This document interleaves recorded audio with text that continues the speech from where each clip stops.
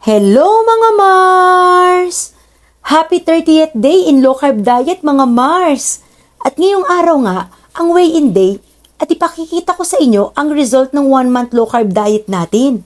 Siyempre, black coffee is life tayo Mars! Naka 18 hours of fasting din pala tayo today.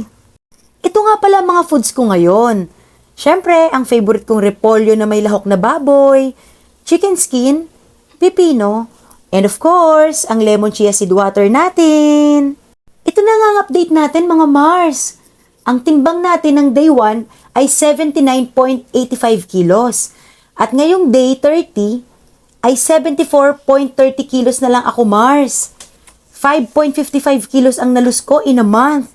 May ginawa din pala akong separate full video para sa before and after update. Sana ay patuloy niyo pa akong samahan sa aking low carb journey. Bye!